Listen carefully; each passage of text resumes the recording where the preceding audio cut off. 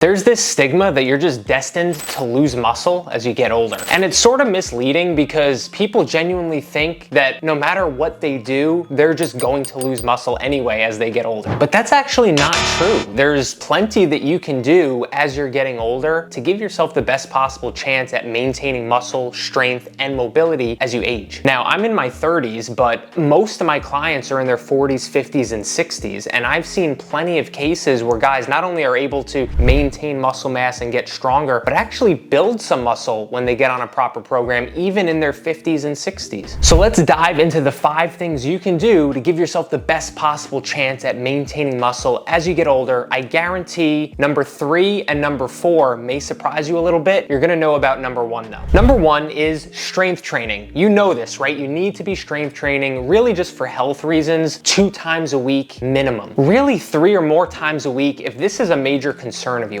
And the truth is, like, if you don't work out every week or just once a week, maybe twice a week, there's a good chance you could lose muscle as you age. The old saying goes in the industry, if you don't use it, you lose it. And it's funny because I've had people message me worried that, they're gonna lose muscle and asking, what's realistic? How fast could you possibly lose muscle mass? And the people asking me this haven't worked out in 3 weeks. And they're very inconsistent with their training. So of course, yeah, if you're not strength training every week consistently, you're gonna be a prime candidate to lose muscle as you age. Number 2 is having the proper protein intake. So eating a higher protein diet can be advantageous for certain goals and in certain phases. But to my knowledge, you don't even need to eat what would be considered a really high protein diet just to maintain muscle as you age. You just need to eat like a reasonable, like an adequate amount of protein per day. Let's call that 0.7 grams of protein per pound that you weigh. As long as you're hitting around that range, you're probably not going to lose muscle, assuming you're strength training properly. But if you have more advanced goals like actually building muscle or maybe maintaining muscle while losing fat, and especially building muscle while losing fat, then of course you might need to eat an even higher protein diet than that to give you the best shot at achieving that. Or even, for example, someone who is training for a marathon or some sort of endurance event like many of my clients are, we have them on a higher protein diet than that so that it gives them a better opportunity to maintain muscle while they're being insanely active. But for the average person who's working out and staying active and living a normal life, 0.7 grams per pound that you weigh is a good baseline of where you can try to land with your protein. Tip number 3 to give yourself the best chance at maintaining muscle as you age is to not be in a constant calorie deficit. Some of you schmucks out here are in a calorie deficit or at least trying to lose weight for 2, 3, 4, 5 years. Your whole life you're trying to eat restrictively and lose weight. If you're constantly eating tiny little amounts of food and being super restrictive, you're gonna be more likely to lose muscle. And that's why doing a set and structured fat loss phase for 8 weeks or 12 weeks or 20 weeks is going to give you the best chance at adhering to that calorie deficit more consistently and actually losing a good amount of weight in that structured time period. And then you can transition to a maintenance phase or a lean bulking phase or some other phase that isn't about being in a calorie deficit. My point here is that if you're constantly eating in a deficit and trying to be really restrictive, your body's running really low on fuel and on resources for recovery. And if you're constantly in a deficit of energy and in a deficit of resources for your body to repair itself, you're a prime candidate to lose muscle. So go with a structured fat loss phase or do a really good, consistent, diligent fat loss phase, even for a year or 2 years. I don't care how much fat you have to lose. You can lose all the weight you want to lose within a year if you do it properly. And then once you reach your goal weight, live around maintenance calories. And if you need help to do a fat loss phase properly and actually reach your goal weight, check out the link in the description of the video for my coaching program, where I help my clients get in the best shape of their lives and do so sustainably. Tip number 4 to maintain muscle is getting enough sleep. Sleep is so important. This one is insanely important and it's always overlooked because muscles repair and grow when we're sleeping. It's like a recharging station for humans. Not only that with muscles, but we also repair ourselves from being sick or not feeling well when we're sleeping. And if you're chronically at a lack of sleep or even a lack of good quality sleep, you're gonna be a good candidate to lose muscle. I'd personally aim for between 7 and 9 hours of sleep per night. And I'd try to put yourself in the best possible conditions for good quality sleep, meaning that the room is very dark, you don't have lights on or TVs on while you're sleeping.